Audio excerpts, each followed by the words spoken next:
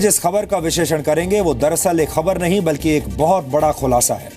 ये खुलासा दुनिया भर के 500 करोड़ मोबाइल फोन उपभोक्ताओं से जुड़ा हुआ है। यानी ये खबर दुनिया की 70% आबादी के लिए बहुत महत्वपूर्ण है। इसलिए आज हम भारत ही नहीं बल्कि अमेरिका, यूरोप और यूनाइटेड किंगडम में मौजूद डीएनए के तमाम दर्शकों से भी अपील करेंगे कि आप ये खबर बहुत ध्यान से देखें, क्योंकि इस विश्लेषण के बाद आपको पता चल जाएगा कि दुनिया की बड़ी बड़ी मोबाइल फोन कंपनियां कैसे कई वर्षों से आपके साथ एक बहुत बड़ा धोखा कर रही हैं और इन कंपनियों के लालच ने आपके साथ साथ आपके पूरे परिवार को भी खतरे में डाल दिया है। अगर मैं आपसे कहूं कि आपके मोबाइल फोन में सिर्फ टावर ही नहीं बल्कि ट्यूमर के भी सिग्नल हैं तो शायद आपको यकीन नहीं होगा, लेकिन ये सच है। All India institute of medical sciences के एक नए रिसर्च से बहुत बड़ा खुलासा हुआ है। एम्स की तरफ से जारी की गई इस रिपोर्ट के मुताबिक 10 साल से भी ज्यादा समय तक मोबाइल फोन का इस्तेमाल करने से ब्रेन ट्यूमर का खतरा 33% बढ़ जाता है। जी हां, 33%। लेकिन आपको जानकर हैरानी होगी कि मोबाइल कंपनियों द्वारा कराई गई अलग अलग स्टडीज में हमेशा इस खतरे को कम करके दिखाया जाता है। मेरे पास एम्स की मदद से तैयार किए गए रिसर्च के कुछ महत्वपूर्ण अंश हैं। ये दरअसल एक मेटा एनालिसिस है, यानी एक ऐसा रिसर्च जिसे तैयार करते वक्त दुनिया में हुई अलग अलग स्टडीज का विश्लेषण भी किया गया है। इस रिसर्च के मुताबिक दुनिया भर में हुए ज्यादातर सरकारी रिसर्च में मोबाइल फोन से ब्रेन ट्यूमर के खतरे की बात कही गई है, लेकिन मोबाइल फोन इंडस्ट्री द्वारा किए गए रिसर्च में इस खतरे को हमेशा से कम करके आंका गया है। यानी पेड न्यूज की ही तरह एक तरह का पेड रिसर्च भी होता है, और ये सारे रिसर्च जो अभी तक आपने पढ़े और देखे ये पेड रिसर्च थे, जिससे कुछ कंपनियों को फायदा पहुंचाने के लिए तैयार किया जाता है। एम्स ने अपने मेटा एनालिसिस में यह भी पाया है कि जो स्टडीज मोबाइल फोन इंडस्ट्री द्वारा फंडेड हैं उनकी गुणवत्ता अच्छी नहीं होती, और ऐसी स्टडीज ज्यादातर मौकों पर किसी नतीजे पर भी नहीं पहुंचती हैं। आप कह सकते हैं कि ऐसी स्टडीज को सिर्फ उपभोक्ताओं को भ्रमित करने के लिए तैयार किया जाता है। ये तमाम स्टडीज, ये तमाम रिसर्च ऐसी होती हैं जिनमें मोबाइल फोन कंपनियां मिलावट करके जानकारी आप तक पहुंचाती हैं ताकि आप उनके प्रोडक्ट्स को खरीदते चले जाएं। मोबाइल फोन से इलेक्ट्रोमैग्नेटिक एनर्जी वेव्स निकलती हैं। International agency for research on cancer के मुताबिक ये तरंगें इंसानों में कैंसर का कारण बन सकती हैं और इनसे ब्रेन ट्यूमर भी हो सकता है। यानी मोबाइल फोन उतना ही खतरनाक है जितना डीजल वाहनों से निकलने वाला धुआं, लेकिन फर्क सिर्फ इतना है कि इलेक्ट्रोमैग्नेटिक रेडिएशन वाले इस प्रदूषण को आप बाकायदा अपनी जेब से पैसा देकर खरीदते हैं और फिर ये आपको धीरे धीरे बीमार बनाता चला जाता है। लेकिन कोई भी कंपनी आपको मोबाइल फोन के खतरों के बारे में कभी भी सच्चाई नहीं बताती। कोई कंपनी ये नहीं कहती कि उसका प्रोडक्ट आपको कैंसर और ब्रेन ट्यूमर दे सकता है।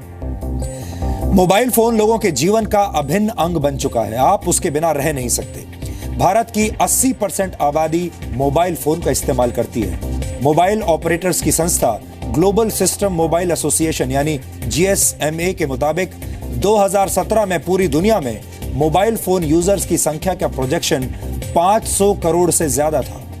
इस संस्था के मुताबिक अगले 3 वर्षों में टेलीकॉम कंपनियों को अकेले भारत में ही 3 करोड़ नए मोबाइल यूजर्स मिल जाएंगे।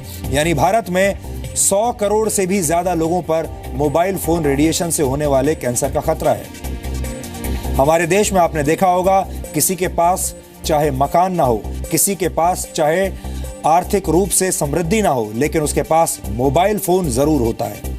लेकिन मोबाइल फोन कंपनियां पेड रिसर्च के जरिए यह साबित करने की कोशिश कर रही हैं कि उनके द्वारा बनाया गया मोबाइल फोन आपके लिए पूरी तरह सुरक्षित है, आप जितना चाहे उतना इस्तेमाल कर सकते हैं। हमें लगता है ये एक तरह का औद्योगिक आतंकवाद है।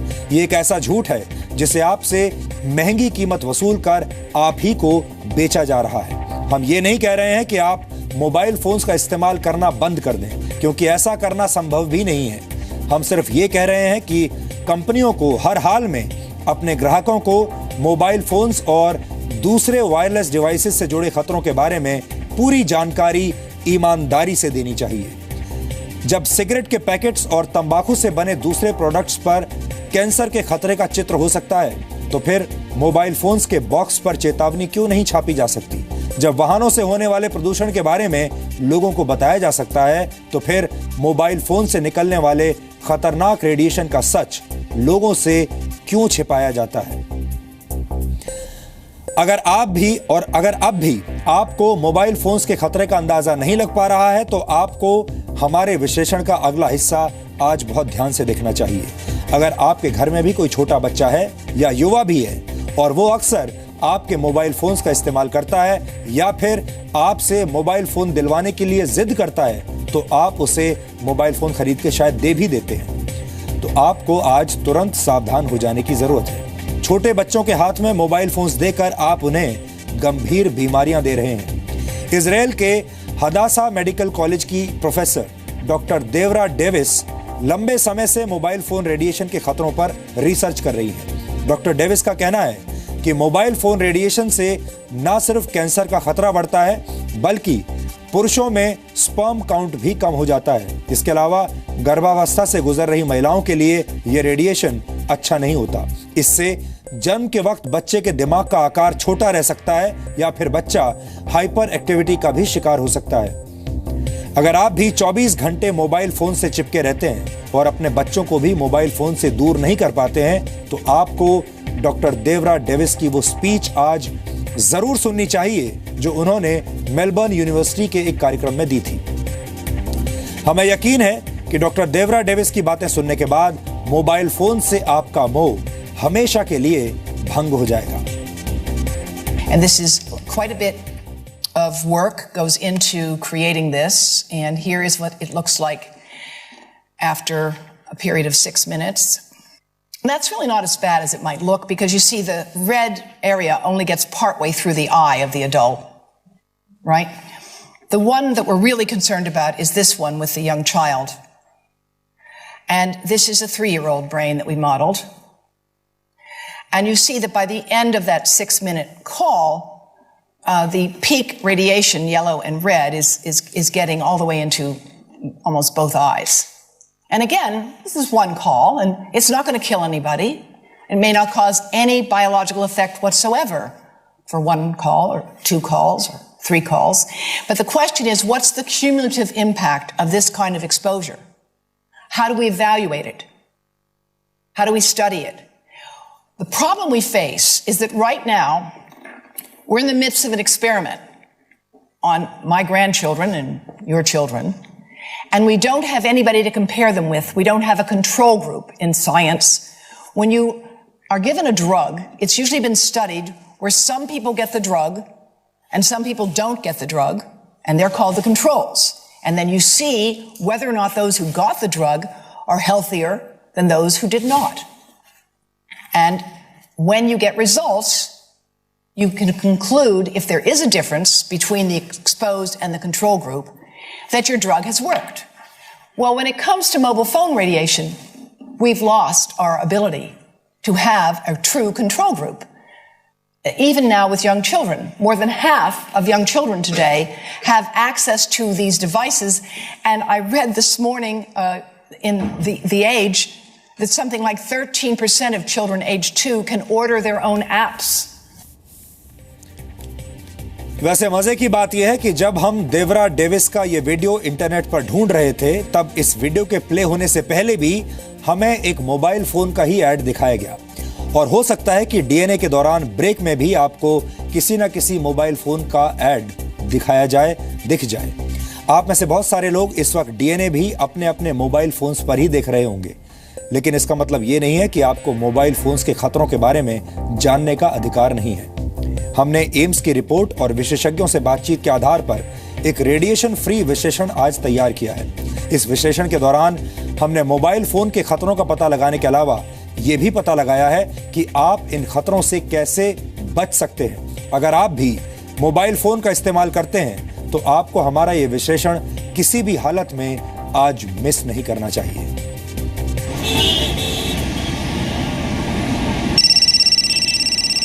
मोबाइल कंपनियां अलग अलग पैकेजिंग में अलग अलग दामों पर आकर्षक फीचर्स के साथ आपको मोबाइल फोन्स बेच रही हैं। लेकिन क्या कोई कंपनी आपको यह बताती है कि अपने प्रोडक्ट के साथ उसने आपको कैंसर जैसी बीमारियों का खतरा भी बेच दिया है।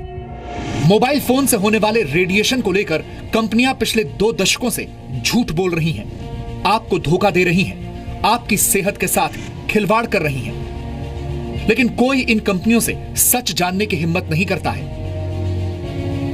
हमने स्टडीज की क्वालिटी असेस की, क्योंकि आप जानते हैं कि स्टडीज जो हैं वो कोशिश करती हैं कि कोई बायस ना आए। क्वालिटी अगर हम देखें सिर्फ इन टर्म्स ऑफ बायस, तो गवर्नमेंट फंडेड स्टडीज़ जो हैं वो हायर क्वालिटी की हैं।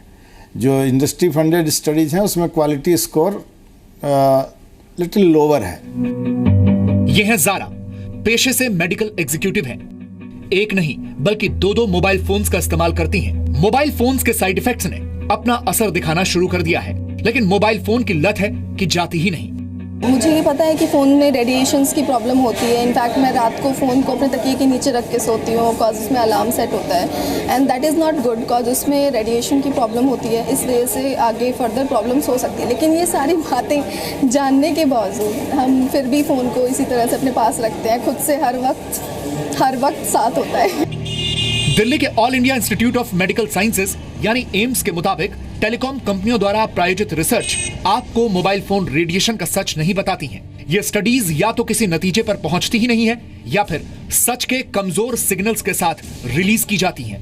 लेकिन एम्स द्वारा किए गए एक मेटा एनालिसिस ने टेलीकॉम कंपनियों की पोल खोल दी है।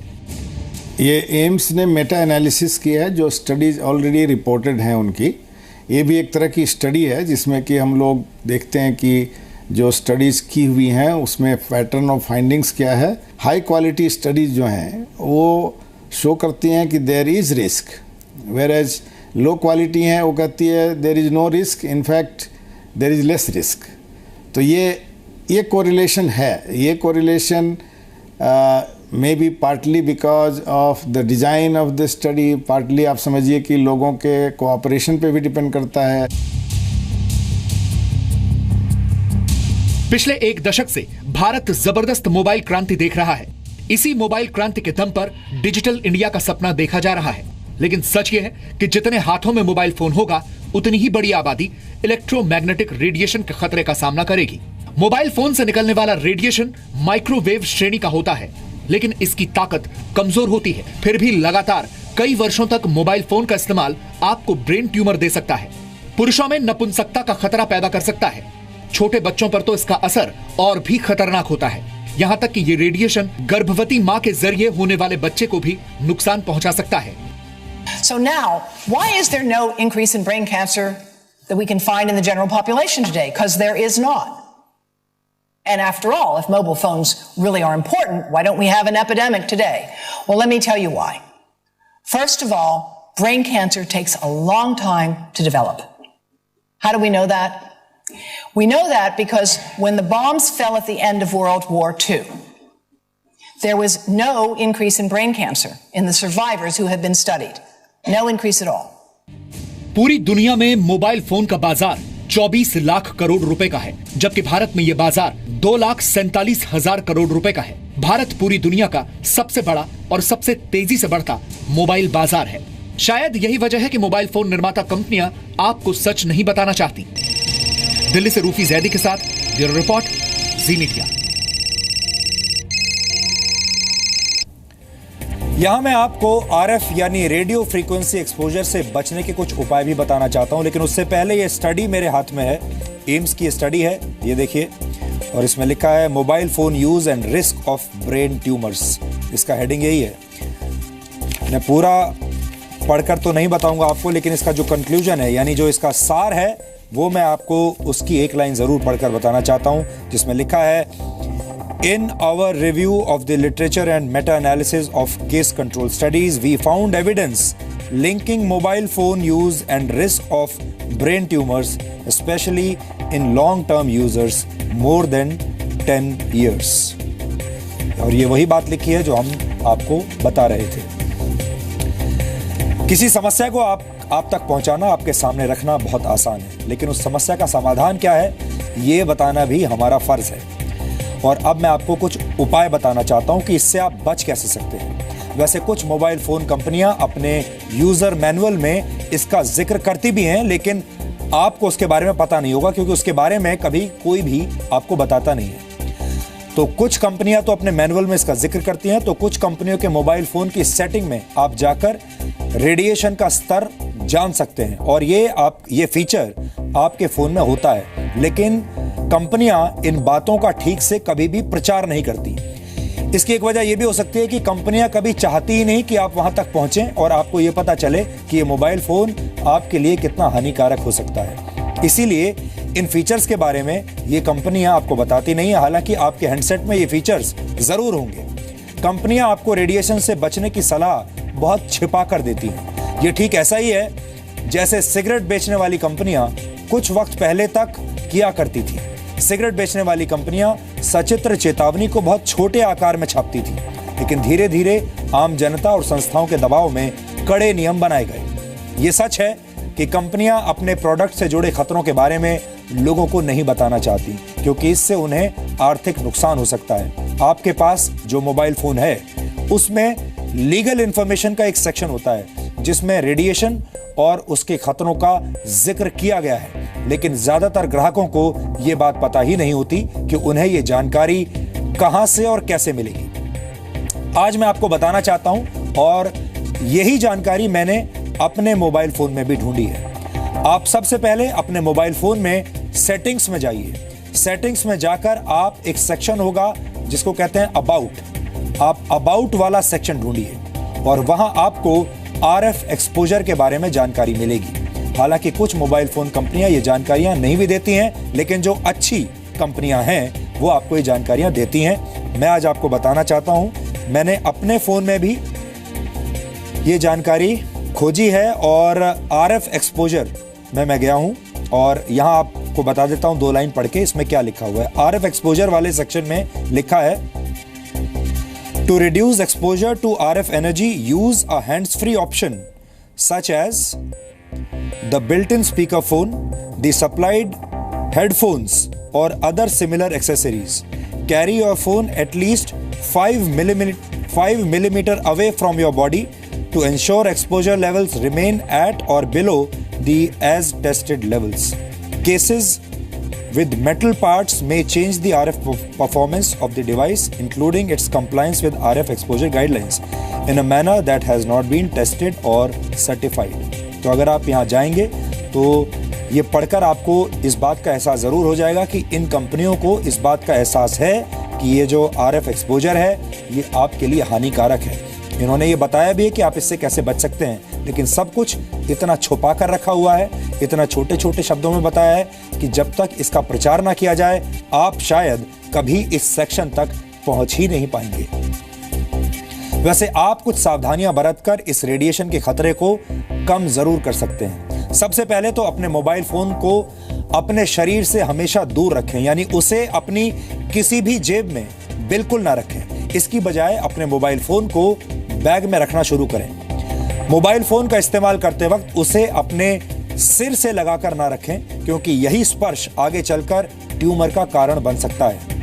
हम में से बहुत सारे लोगों को ये आदत होती है कि हम अपने सिर से बिल्कुल सटाकर मोबाइल फोन से बात करते हैं। मोबाइल फोन पर बातचीत करते वक्त लाउड स्पीकर का इस्तेमाल करना चाहिए या फिर एयर ट्यूब हेडसेट का इस्तेमाल करना चाहिए। इस तरह के हेडसेट में मेटल का इस्तेमाल नहीं होता।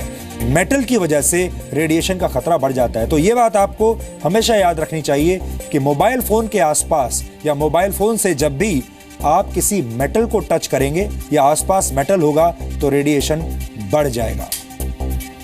जब मोबाइल फोन की जरूरत ना हो तो आप उसे एयरप्लेन मोड पर रखें। ऐसा तब जरूर करें जब आपके छोटे बच्चे आपके मोबाइल फोन से खेलने की जिद करते हो। कार में, ट्रेन्स में और लिफ्ट में अपने मोबाइल फोन का इस्तेमाल ना करें, क्योंकि ये सभी चीजें मेटल की बनी होती हैं जो रेडिएशन को बढ़ा देती हैं। जैसे मेटल से बने माइक्रोवेव में रेडिएशन से खाना गर्म होता है, ऐसे ही कार, ट्रेन या लिफ्ट में मोबाइल फोन से निकला रेडिएशन आपके शरीर को नुकसान पहुंचा सकता है। जब आप सोने के लिए जाएं तो अपने मोबाइल फोन को खुद से दूर कर दें और हो सके तो इसे अपने बेडरूम से ही बाहर कर दें। ये कुछ ऐसे टिप्स हैं जिन्हें अपनाकर आप रेडिएशन के खतरे से बच सकते हैं। बहुत सारा नुकसान तो आपका पहले ही हो चुका होगा अगर आप 10 साल या उससे ज़्यादा से अपना मोबाइल फोन इस्तेमाल कर रहे हैं, लेकिन जो गुंजाइश अभी बची हुई है, कम से कम उस वक्त को आप हाथ से ना जाने दें। हम आपसे आज ये नहीं कह रहे कि आपको मोबाइल फोन का इस्तेमाल करना बंद कर देना चाहिए। हम आपसे ये भी नहीं कह रहे हैं कि मोबाइल फोन के विज्ञापन बंद हो जाने चाहिए। ये भी हमारे वश में नहीं है। हम सिर्फ आपको जागरूक कर सकते हैं और आज हमने यही करने की कोशिश की है।